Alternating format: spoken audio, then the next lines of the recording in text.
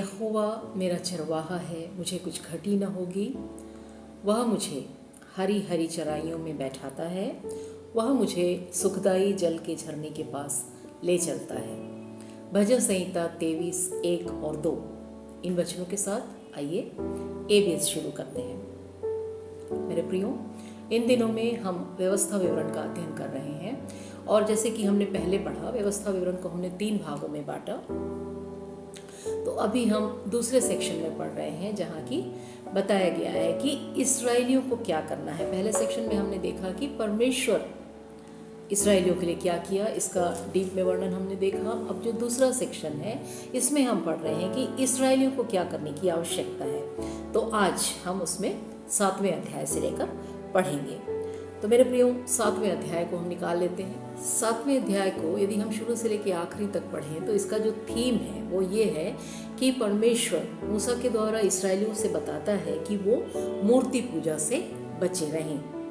यहाँ कुछ ट्राइब्स के बारे में बताया है कि इन लोगों से अपने संबंधों को वो पूरी रीति से तोड़ें, अलग रहें, उन्हें नाश कर डालें और उनसे बचे रहें, अर्थात उनके साथ किसी प्रकार का कोई संबंध ना रखें, क्योंकि यदि उनके साथ वो संबंधित रहेंगे तो डेफिनेटली वो लोग मूर्ति पूजा में चले जाएंगे और परमेश्वर जो कि मूर्ति पूजा से बैर रखता है वह इस्राएलियों को मूर्ति पूजा के कारण नाश कर देगा।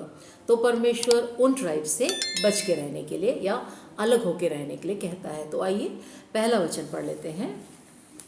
व्यवस्था विवरण 7 का 1, 2। फिर जब तेरा परमेश्वर यहोवा तुझे उस देश में जिसके अधिकारी होने को तू जाने पर है पहुँचाए और तेरे सामने से हित्ती, गिरगाशी, एमोरी, कनानी, परिज्जी, हिब्बी और यबूसी नाम बहुत सी जातियों को अर्थात तुमसे बड़ी और सामर्थी 7 जातियों को निकाल दे और तेरा परमेश्वर यहोवा उन्हें तेरे द्वारा हरा दे और तू उन पर जय प्राप्त कर ले, तब उन्हें पूरी रीति से नष्ट कर डालना। उनसे न वाचा बांधना और न उन पर दया करना। तो मेरे प्रियो, यहाँ पे 7 जातियों के बारे में बताया गया है और यदि हम इसके बारे में ज़्यादा पढ़ना चाहें तो हम उत्पत्ति के बुक में देख सकते हैं। उत्पत्ति 9 और 10 को यदि हम पढ़ें तो हम समझ सकते हैं कि नोहा का बेटा हाम और हाम के बेटे के जो वंशज हैं वो हैं जिनका कि नाम अभी मैंने पढ़ा। तो ये लोग रहते हैं कनान में। तो इन लोगों से बच के रहने के लिए परमेश्वर यहाँ पे इस्राएलियों से कहता है। और परमेश्वर एक बात और कहता है कि तुम इनके साथ कोई वाचा मत बांधना, किसी प्रकार का कोई रिलेशनशिप इनके साथ ना रखना। और विशेष करके परमेश्वर कहता है कि ना तो तुम अपनी बेटियों को शादियों में उनको देना और ना ही उनकी बेटियों को अपने बेटे की अर्थात अपनी बहू बना के उन्हें मत लाना, क्योंकि यदि तुम इन लोगों में से अपनी बहू को चुनकर लाओगे तो वो निश्चित रूप से तुम्हारे बेटों को दूसरे देवताओं की पूजा करने के लिए मजबूर करेंगी और वे लोग मूर्ति पूजा में चले जाएंगे। और इस प्रकार से चूंकि परमेश्वर जो कि मूर्ति पूजा से बैर रखता है वो नाश कर डालेगा। तो इन बातों को भी परमेश्वर यहाँ पे बताना चाहता है कि वो मूर्ति पूजा से बचे रहे और परमेश्वर के द्वारा दिए गए तमाम आज्ञाओं का, नियमों का पालन करते रहे तो परमेश्वर उन्हें आशीष देगा। परमेश्वर इस अध्याय को यदि हम पढ़ें तो हम देख सकते हैं कि कई प्रकार के आशीषों के बारे में बताता है कि तुम्हारा कोई भी निर्वंश न होगा, तुम्हारे पशु या पक्षी मरेंगे नहीं, तुम में बीमारी आएगी नहीं, रोगों से तुमको मुक्ति मिलेगी और किसी प्रकार की व्याधि तुम पर नहीं आएगी और जिस देश के ऊपर तुम चढ़ाई करोगे उनके ऊपर तुम जय पाओगे, अर्थात परमेश्वर तुम्हें विजय देगा। लेकिन तुम्हें करना यह है कि तुम मूर्ति पूजा से बचे रहना और यदि किसी मूर्ति को तुम पाओ तो उसे तुम जला देना। उसके ऊपर के सोने या चांदी की कोटिंग को देखकर उसे मत ले लेना, अपितु उसे जलाकर नाश कर देना। आइए एक वचन और पढ़ लेते हैं। 25वां वचन। उनके देवताओं की खुदी हुई मूर्तियां तुम आग में जला देना, जो चांदी व सोना उन पर गड़ा हो उसका लालच करके न ले लेना, नहीं तो तू उनके कारण फंदे में फंसेगा, क्योंकि ऐसी वस्तुएं तुम्हारे परमेश्वर यहोवा की दृष्टि में घृणित है। और कोई घृणित वस्तु अपने घर में न लाना, नहीं तो तू भी उनके समान नष्ट हो जाने की वस्तु ठहरेगा। उसे सत्यानाश की वस्तु जानकर उसे घृणा करना और उसे कदापि न चाहना, क्योंकि वह अशुद्ध वस्तु है। तो यहाँ परमेश्वर एक बार फिर से कहता है कि किसी प्रकार की चीज़ का, उस मूर्ति के अंदर किसी प्रकार की चीज़ को देख के उसके लोभ में आकर उसे मत लेना, क्योंकि परमेश्वर मूर्ति और मूर्ति पूजा से घृणा करता है। तो उसे बच के रहना। और मूर्ति पूजा करने वाली जो जातियों का नाम यहाँ पे दिया गया है, उन लोगों को भी तू नाश कर देना, क्योंकि तुम उनके ऊपर यदि दया रखोगे, उनके साथ यदि किसी प्रकार की वाचा बांधोगे, उनके साथ संगति में रहोगे, तो तुम भी वैसे ही हो जाओगे, क्योंकि तुम अलग किए हुए लोग हो। जो इस्राएलियों से परमेश्वर कहता है कि तुम मेरे चुने हुए लोग हो, तो तुम उनके साथ मिलकर मूर्ति पूजा में मत पड़ना। तो 7वें अध्याय को यदि हम देखें तो परमेश्वर यहाँ पे यही कहता है कि तुम परमेश्वर का भय मानो और परमेश्वर की आज्ञाओं का पालन करते हुए आगे बढ़ो और अन्य देवताओं की पूजा ना करो। और इन 7 ट्राइब जो हमने पढ़ा, उनके साथ किसी प्रकार का रिलेशनशिप ना करो। तो 7वां अध्याय हमें इतनी बातों को बताता है। अब आइए 8वें अध्याय की ओर चलते हैं। 8वें अध्याय में हम देखते हैं कि यहाँ पे परमेश्वर मूसा के द्वारा इस्राएलियों से कहता है कि परमेश्वर ने किस प्रकार से 40 साल इस्राएलियों को चलाया, उनकी हर एक आवश्यकताओं को पूरा किया और किस प्रकार से मन्ना उन्हें खाने के लिए दिया। और 40 साल में ना तो उनके जूते और ना ही उनके कपड़े छोटे हुए, अर्थात उनकी उम्र के अनुसार ये तमाम चीज़ें उनके शेप और साइज़ में बढ़ोतरी होती गई। तो परमेश्वर यहाँ पे एक बात कहता है कि ये तमाम चीज़ों को परमेश्वर जो आशीषें उनको दिया या जो परेशानियाँ उनके ऊपर आई, ये किस लिए? सिर्फ इसलिए कि वो जान सकें कि यहोवा परमेश्वर कौन है। आइए एक वचन पढ़ लेते हैं, 8 का दूसरा वचन। और स्मरण रख कि तेरा परमेश्वर यहोवा उन 40 वर्षों में तुझे सारे जंगल के मार्ग में से इसलिए ले आया है कि वह तुझे नम्र बनाए और तेरी परीक्षा करके यह जान ले कि तेरे मन में क्या क्या है और कि तू उसकी आज्ञाओं का पालन करेगा या नहीं।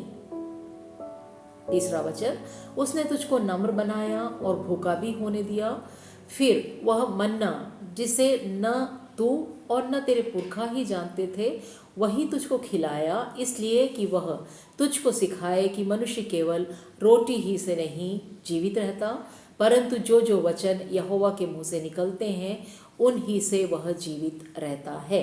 तो यहाँ पर परमेश्वर बताता है इस्राएलियों से कि परमेश्वर ये जो 40 साल इन लोगों के लिए जो कुछ किया, जो मन्ना, जो कपड़े, जो जूते और जिस प्रकार की हर एक सुरक्षाएं और जो भी आवश्यकताओं की पूर्ति परमेश्वर करता है, वो सिर्फ इसलिए है कि वो जाने कि इन लोगों के मन में क्या है।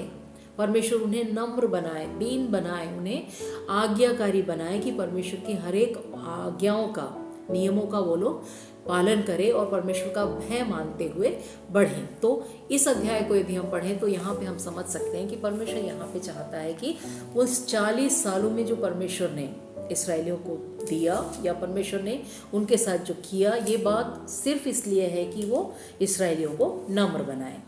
उसके बाद परमेश्वर यहाँ पे कहता है इस्राएलियों से कि अब उस देश को, अर्थात कनान को, जिसका कि वायदा परमेश्वर ने अब्राहम, इसहाक और याकूब के समय से किया है, उस देश में जब तुम जाओ और वहाँ कई तरीके की आशीषें परमेश्वर देने के बारे में कहता है। यदि हम इस अध्यायों को पढ़ें तो हम देख सकते हैं कि वहाँ की फसलें कैसी होंगी, वहाँ का क्लाइमेट कैसा होगा, वहाँ उनका रहने का, उनका जीने का तरीका, उनका रहन सहन, ये सब कैसा हो जाएगा, ये सब परमेश्वर यहाँ पे बताता है। और उसके साथ एक बात और कहता है कि जब ये तमाम आशीषें तुम्हें मिल जाए तब तुम अहंकारी मत हो जाना, तुम परमेश्वर को भूल मत जाना और कहीं ऐसा मत सोचने लगना कि तुम्हारे किसी गुण के कारण ये सब तुम्हें मिल रहा है।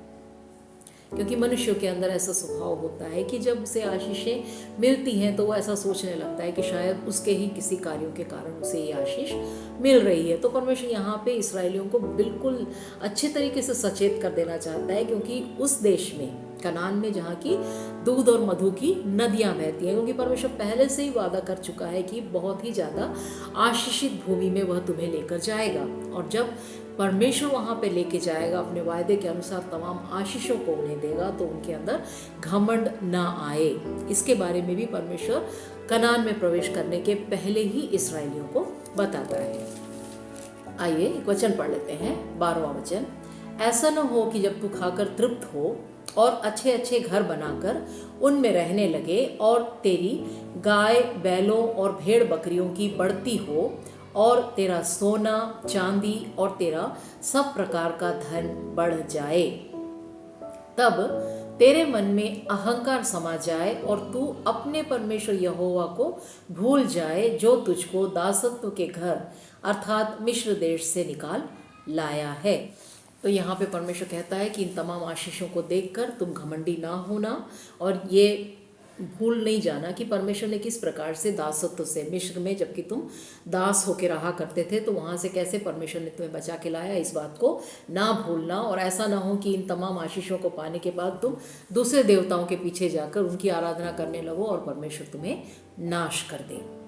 तो इस अध्याय को हम जब पढ़ें तो इतनी बातों को देखते हैं। अब आइए अगले अध्याय की ओर चलते हैं। यदि हम 9वें अध्याय को शुरू से लेकर आखिरी तक पढ़ें तो यहाँ पे एक बार फिर से परमेश्वर इसराइलियों को मूसा के द्वारा यही बताना चाहता है कि तुम मिलने वाले आशीषों को देखकर कहीं तुम ऐसा ना सोचना कि ये तुम्हारे धर्म के कार्यों के कारण है, अपितु ये सिर्फ परमेश्वर की दया है कि वो तुम लोगों के ऊपर ये आशीषों को देता है। और इस अध्याय में मेरे प्रियो एक बार फिर से बताया गया है कि किस प्रकार से मूसा 40 दिन और 40 रात पर्वत के ऊपर रहा और वहाँ से वो 2 पटिया परमेश्वर के द्वारा लिखे गए उस 10 वाचाओं को लेकर जब वो नीचे आया तो कैसे लोग मूर्ति पूजा करते हुए वहाँ पाए गए और मूसा जिस प्रकार से क्रोधित हो गया, उस मूर्ति को उसने तोड़ फोड़ के जला के उसके राख को पानी में मिला के तमाम उस मूर्ति पूजा करने वालों को पिला दिया।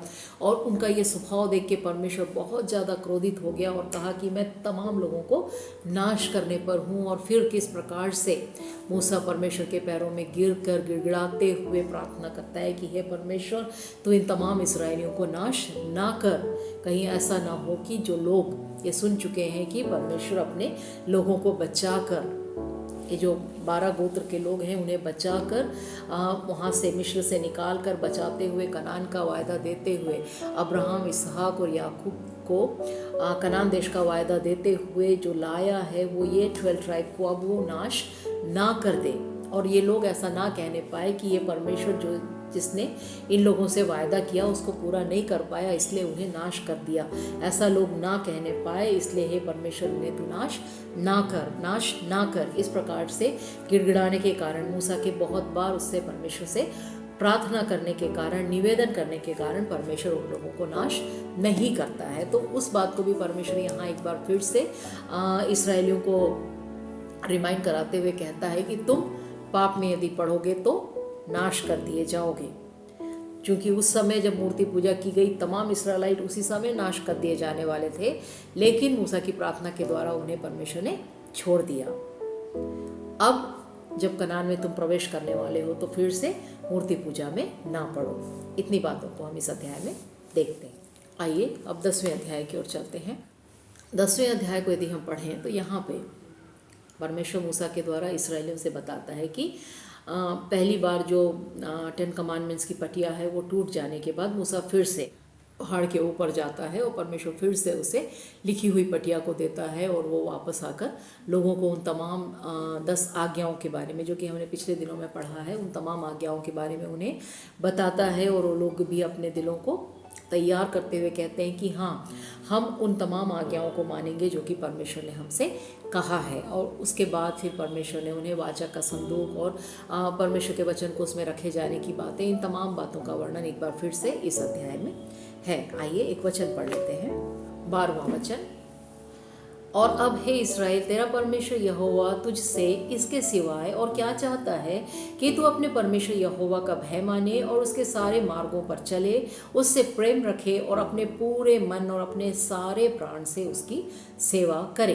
तो यहाँ पे परमेश्वर कहता है कि परमेश्वर इसके अलावा क्या चाहता है कि इस्राएली परमेश्वर का भय माने और उसके इच्छानुसार चले। और एक जो बात हम यहाँ पे पढ़ सकते हैं वो ये है, इसके आखिरी वचन में ऐसा लिखा हुआ है कि जब मिस्र की ओर लोग गए तो उनकी संख्या 70 थी, लेकिन अब आकाश के तारागण की नाई तुम्हारी संख्या हो चुकी है, अर्थात बहुत थोड़े नंबर में थे, थोड़े से लोग थे जो कि मिस्र की ओर गए, लेकिन जब परमेश्वर उन्हें मिस्र से छुड़ाकर परमेश्वर के प्रॉमिस लैंड में लेके आया तो उनमें इतनी ज़्यादा बढ़ोतरी हो गई। परमेश्वर ने इतनी ज़्यादा आशीषों को उनके जीवन में दिया। परमेश्वर ने 40 साल उन्हें बचा कर लाया, संभाल के लाया, उनकी आवश्यकताएं पूरी की, उनके ऊपर तरस खाया, उनको बचाता आया। इसके पीछे परमेश्वर यही चाहता है। परमेश्वर कहता है कि इसके सिवा मैं क्या चाहता हूँ कि तुम मेरा भय मानो, मुझसे प्रेम करो और मेरी इच्छा अनुसार चलो। तो इस 10वें अध्याय को यदि हम पढ़ें तो इसका थीम सिर्फ यही है कि परमेश्वर चाहता है कि इस्राएली या परमेश्वर के लोग परमेश्वर का भय माने, उसकी आज्ञाओं को माने और उसकी इच्छा अनुसार चलें और परमेश्वर से प्रेम रखें। ये बात बहुत जरूरी है। परमेश्वर कहता है कि तुम मुझसे प्रेम रखो, अपने पूरे मन से, अपनी पूरे शक्ति से, अपनी पूरी आत्मा से, मीन्स हर तरह से पूरी रीति में परमेश्वर से प्रेम करने के बारे में परमेश्वर यहाँ पे बताता है। अब आइए आगे बढ़ते हैं। 11 अध्याय एक बार फिर से इसी बात को समझाता है कि तुम मेरे विधियों को मानो, और यदि तुम मेरे विधियों को मानोगे, नियमों को, आज्ञाओं का पालन करोगे तो परमेश्वर तुम्हें आशीष देगा। और अपने पूरे मन प्राण से अपने परमेश्वर से प्रेम रखो तो परमेश्वर तुम्हें आगे बढ़ाएगा। और उसी प्रकार से कभी भी परमेश्वर के खिलाफ में ना जाएं, क्योंकि परमेश्वर ने श्राप और आशीष दोनों के बारे में यहाँ पे बताया है कि यदि तुम आज्ञाओं को मानोगे तो तुम आशीषित रहोगे, और यदि तुम आज्ञाओं को ना मानो, परमेश्वर का विरोध करो तो तुम श्रापित रहोगे। तो आइए कुछ वचनों को हम पढ़ लेते हैं। 11वां का पहला वचन, इसलिए तू अपने परमेश्वर यहोवा से अत्यंत प्रेम रखना और जो कुछ उसने तुझे सौंपा है उसका, अर्थात उसकी विधियों, नियमों और आज्ञाओं का नित्य पालन करना। 13वां वचन, ध्यान से सुनकर अपने संपूर्ण मन और सारे प्राण के साथ अपने परमेश्वर यहोवा से प्रेम रखो और उसकी सेवा करते रहो। 18 वचन, इसलिए तुम मेरे ये वचन अपने अपने मन और प्राण में धारण किए रहना और चिन्हानी के लिए अपने हाथों पर बांधना, और वे तुम्हारी आंखों के मध्य में टीके का काम दे। 22वां वचन, इसलिए यदि तुम इन सब आज्ञाओं के मानने में जो मैं तुम्हें सुनाता हूँ पूरी चौकसी करके अपने परमेश्वर यहोवा से प्रेम रखो और उसके सब मार्गों पर चलो और उससे लिपटे रहो, तो यहोवा उन सब जातियों को तुम्हारे आगे से निकाल डालेगा और तुम अपने से बड़ी और सामर्थी जातियों के अधिकारी हो जाओगे। एक और वचन 26वां, देखो मैं आज के दिन तुम्हारे आगे आशीष और शाप दोनों रख देता हूँ, अर्थात यदि तुम परमेश्वर यहोवा की इन आज्ञाओं को जो मैं आज तुम्हें बताता हूँ मानो तो तुम पर आशीष होगी, और यदि तुम अपने परमेश्वर यहोवा की आज्ञाओं को नहीं मानोगे और जिस मार्ग की आज्ञा मैं आज सुनाता हूँ उसे तज कर दूसरे देवताओं के पीछे हो लोगे जिन्हें तुम नहीं जानते हो, तो तुम पर श्राप पड़ेगा। तो इतने वचनों को यदि हम पढ़ें तो ये 11 अध्याय में हम समझ सकते हैं कि यहाँ पे परमेश्वर एक बार फिर से कहता है कि परमेश्वर के विधियों को मानो, परमेश्वर से प्रेम करो और आशीषित रहो, और यदि इन बातों को ना मान के दूसरे देवताओं के पीछे जाओगे तो श्रापित रहोगे। अब आइए 12वें अध्याय की ओर चलते हैं। 12वें अध्याय को यदि हम पढ़ें तो यहाँ पे परमेश्वर एक बार फिर से इस्राएलियों से बताता है कि यदि कोई मूर्ति या मूर्ति में लगी हुई कोई दूसरी चीज़ें हैं उनका लोभ करके तुम उसे नहीं रखना, बल्कि उसे तहस नहस कर डालना, उसे नष्ट कर डालना, उसे जला देना। और इस अध्याय को यदि हम पढ़ें तो परमेश्वर के सामने चढ़ाई जाने वाली मन्नतों के बारे में, मन्नत के माने जाने के बाद चढ़ाए जाने वाले भेंटों के बारे में भी बताया गया है। और इसी अध्याय में हम पढ़ते हैं शुद्ध और अशुद्ध जीवियों के बारे में। एक बार फिर से परमेश्वर कहता है कि इन जीवों को तुम खा सकते हो, इन पशुओं को, पक्षियों को तुम खा सकते हो, और इन चीज़ों का लिस्ट यहाँ पे दिया हुआ है कि इन चीज़ों को तुम खाना और इन चीज़ों को तुम मत खाना। शुद्ध और अशुद्ध पशु या पक्षी करके यहाँ पे दिया गया है। तो मेरे प्रियो, यहाँ पे एक बात मैं बताना चाहूँगी, वो ये है कि तमाम चीज़ें जो इस संसार में जितने भी पशु पक्षी पाए जाते हैं वो तमाम चीज़ें उन तमाम पशु पक्षी का बनाने वाला परमेश्वर यहोवा है। लेकिन उन तमाम पशु पक्षियों में से परमेश्वर ने कुछ को चुन के अलग किया है, अर्थात अलग करके शुद्ध या अशुद्ध कह के ठहराया है कि जो अलग किए हुए शुद्ध लोग हैं, शुद्ध जीव हैं, पशु पक्षी हैं, उन्हें ही तुम खाना, और जो अशुद्ध है उसे तुम मत खाना। जब इस अध्याय को हम पढ़ते हैं तो हमें स्मरण रखना है कि ये शुद्ध और अशुद्ध ये दोनों परमेश्वर के द्वारा ही बनाए गए हैं, लेकिन इस्राएली जिन चीज़ों को ले वो शुद्ध हो। यदि एक उदाहरण मैं देना चाहूँगी कि यदि संसार में हम देखें तो जितने लोग पाए जाते हैं वो सभी परमेश्वर के बनाए गए हैं, सभी व्यक्ति परमेश्वर के द्वारा बनाए गए हैं, लेकिन उनमें से कुछ लोगों को परमेश्वर ने चुन के अलग किया है कि वो परमेश्वर के राज्य के वारिस हों, परमेश्वर के स्वर्ग के वारिस हों। बनाया सब लोगों को परमेश्वर ने ही है, लेकिन कुछ लोगों को शुद्ध करके या अलग करके ठहराया है। ठीक उसी प्रकार से सभी जीवों को परमेश्वर ने बनाया है, लेकिन उनमें से कुछ को शुद्ध करके ठहरा कर इस्राएलियों को खाने के लिए योग्य ठहराया है।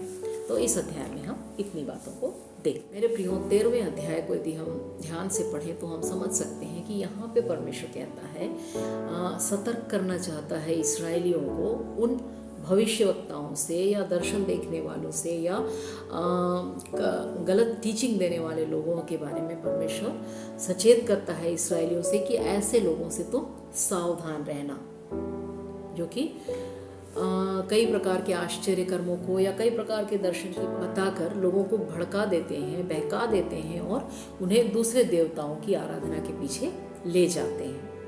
तो ऐसे लोगों से बचे रहने की आवश्यकता है। ये बात यहाँ पे परमेश्वर इस्राएलियों से कहता है, और ये भी कहता है कि यदि किसी ऐसी जगह में ऐसा काम हो रहा है तो उन लोगों को नाश कर देना, उस जगह को नाश कर देना, और ठीक उसी प्रकार से ऐसे व्यक्ति को तलवार से मार डाला जाए जो कि इस प्रकार के गलत टीचिंग्स में या कामों में है। तो मेरे प्रियो, यहाँ पे मैं बोलना चाहूँगी कि चूँकि आज भी हमें सतर्क रहने की आवश्यकता है मेरे प्रियो, क्योंकि आज भी यीशु मसीह के नाम से कई भविष्यवक्ता हम देख सकते हैं। वो आते तो हैं यीशु मसीह के नाम में, लेकिन उनकी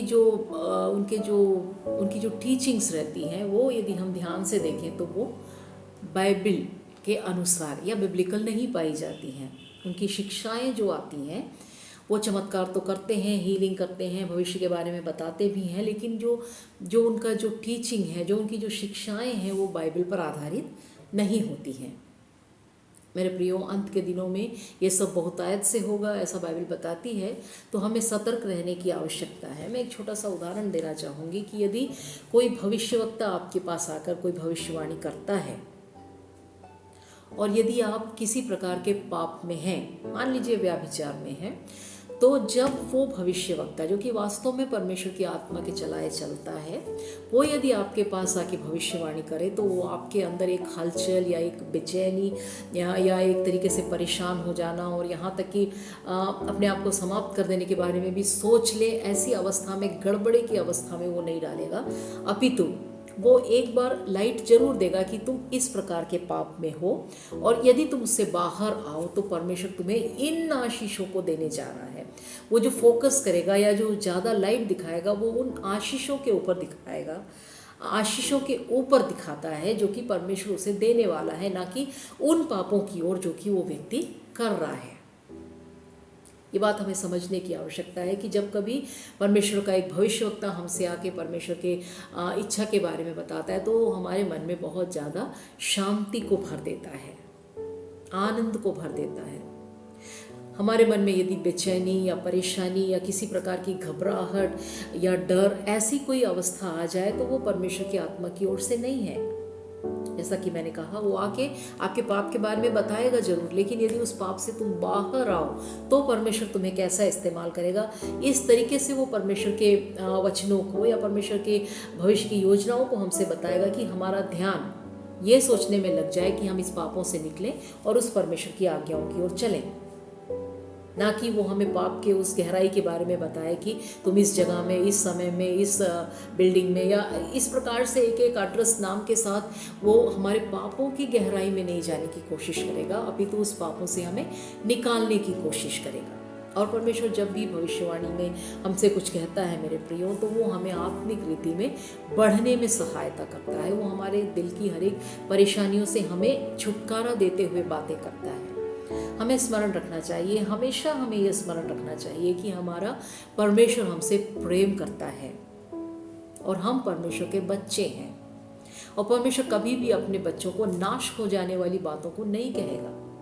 वो हमेशा ये चाहेगा कि उसके बच्चे आशीषित रहें, गलती से बाहर आ जाए और परमेश्वर के द्वारा दिए गए तमाम आशीषों को वो लोग ले पाएँ, उसका लाभ उठा पाएँ। तो हमें भी आज के ज़माने में जो जिस प्रकार की टीचिंग्स पाए जा रहे हैं, गलत भविष्यवक्ता लोग यहाँ पे आते हैं और गलत गलत बातों को बताते हैं, और वो लोग यीशु मसीह के नाम से ही आते हैं, तो हमें बहुत ज़्यादा सतर्क रहने की आवश्यकता है। ऐसे लोगों को अपने घर में, अपने नगर में, अपने चर्च में, अपने एरिया में ना आने दें।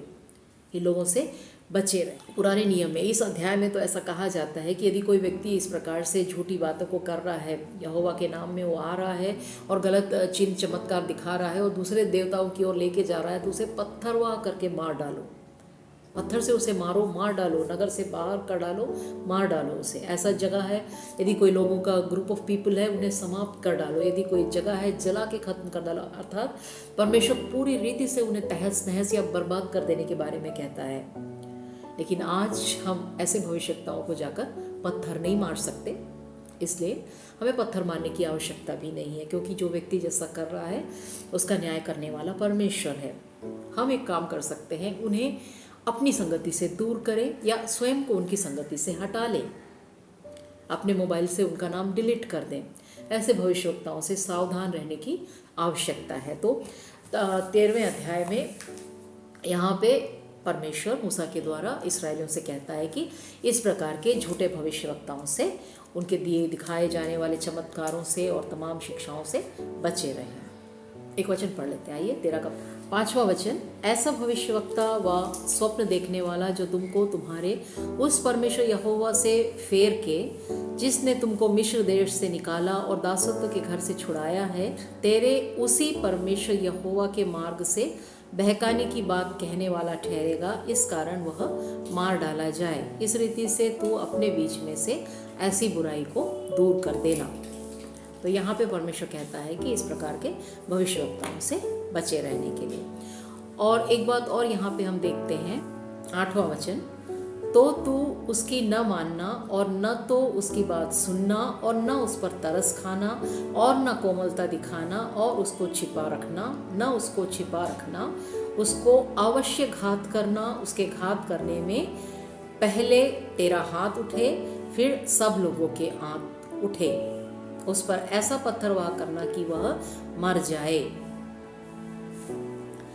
तो यहाँ पे यदि हम देखें, 6वें वचन से लिखा हुआ है कि तेरा भाई, तेरा बहन, तेरा पति, तेरी पत्नी, तेरे बच्चे, तेरे अंकल, तेरे आंटी, तेरे कोई भी रिलेटिव हो या कोई भी व्यक्ति हो, यदि इस प्रकार की गलत भविष्यवाणी या गलत बातों की टीचिंग लेकर आए, तो उसको मारने वालों में सबसे पहला व्यक्ति तू रहे। अर्थात इतनी बातों को परमेश्वर, इस बात को परमेश्वर बहुत ही स्ट्रिक्ट होकर कहता है कि ऐसे व्यक्तियों को नाश कर डाला जाए, नाश कर दिया जाए, जो कि परमेश्वर के खिलाफ परमेश्वर के लोगों को लेकर जाता है। और यहाँ पे एक बात जो मुझे बहुत पसंद आती है वो ये है कि न तो मानना, न सुनना, न तरस खाना, न कोमलता दिखाना, न छिपा रखना। ना कोमलता दिखाना तो उनकी सुनना, ना उनके साथ कोमलता दिखाना, जाने तो ऐसा बोला तो नो। परमेश्वर कहता है बिल्कुल नहीं, बिल्कुल नहीं सुनना, ना देखना, बिल्कुल कोमलता नहीं दिखाना, या फिर छुपा के रख देना कि कोई गलत भविष्यवाणी करता है तो दूसरे लोगों से बता कि क्यों दूसरों को बताना है। नहीं, बिल्कुल नहीं छिपा के रखना, बिल्कुल ओपनली ऐसे व्यक्तियों को हटा दे अपने संगति से। तो इस अध्याय को यदि हम पढ़ें तो इस बात के लिए परमेश्वर यहाँ पे कहता है कि दूसरे देवताओं के पास जाने का एक मार्ग है ये जो गलत भविष्यवाणी करने वाले हैं। ऐसे व्यक्तियों को तुम नाश कर देना, ताकि तुम भी पराये देवताओं के पीछे ना जाओ और कहीं ऐसा ना हो कि परमेश्वर तुम्हें पराये देवताओं के पीछे जाने के कारण नाश कर दे। तो इस अध्याय में हम इतनी बातों को देखते हैं। आइए आगे चलते हैं। 14 अध्याय को यदि हम पढ़ें तो इसके अंदर फिर से शुद्ध और अशुद्ध जीवों के बारे में है जो हम पढ़ चुके हैं, तो इसे मैं डीप में नहीं बोलना चाहती हूँ। मैं निवेदन करती हूँ कि आप इसे अपने बाइबल में ज़रूर पढ़ें। आइए अब 15वें अध्याय की ओर चलते हैं। 15वां अध्याय हमें बताता है स्वतंत्रता के बारे में। जैसे कि हम पहले पढ़ चुके हैं कि 7 साल होने के बाद यदि कोई दास है तो उसे मुक्त कर दिया जाए, यदि कोई लैंड आपने लेके रखा है तो 7 साल होने के बाद उसे छोड़ दिया जाए। तो ये बात हम पहले भी पढ़ चुके हैं, इसी बात को यहाँ पे रिपीट किया जा रहा है। तो मैं निवेदन करती हूँ कि आप इसे अपने बाइबल में एक बार और पढ़िए। मेरे प्रियो, आज हमने जिन अध्यायों को पढ़ा उसका जो निचोड़ है वो मैंने आप लोगों के साथ बांटा है। तो देखिए, इन अध्यायों में जो हम पढ़ रहे हैं मेनली वो ये है कि इस्राएली क्या करे। तो इतने अध्यायों को जब हमने पढ़ा तो उसे हम समझ सकते हैं कि परमेश्वर चाहता है कि इस्राएली लोग मूर्ति पूजा से बचे रहें, वो करने वाले ग्रुप से बचे रहें, उन जातियों से बचे रहें, और ठीक उसी प्रकार से गलत टीचिंग देने वाले, भविष्यवाणी करने वाले लोगों से बचे रहें। क्या करना है इसराइलियों को, इसके बारे में हम इस सेकेंड पार्ट में पढ़ रहे हैं। तो वो ऐसे लोगों से बचे रहें जो गलत भविष्यवाणियाँ करते हैं, ऐसे समूहों से बचे रहें या जातियों से बचे रहें जो कि मूर्ति पूजा में या गलत प्रकार की बातों में हैं। और क्या करना है उनको, ये है कि इन लोगों से अलग होते हुए, परमेश्वर का भय मानते हुए, परमेश्वर की इच्छा अनुसार वो आगे बढ़ें, तो परमेश्वर निश्चय रूप से उन्हें आशीष देगा। तो मैं उम्मीद करती हूँ कि आप भी मेरे साथ इन अध्यायों को पढ़ लिए और समझ चुके होंगे। यदि कोई नई बात आप शेयर करना चाहते हैं तो प्लीज़ कमेंट बॉक्स का इस्तेमाल कीजिए। अपना ख्याल रखिएगा। परमेश्वर आप सबको आशीष देगा। जय मसीह।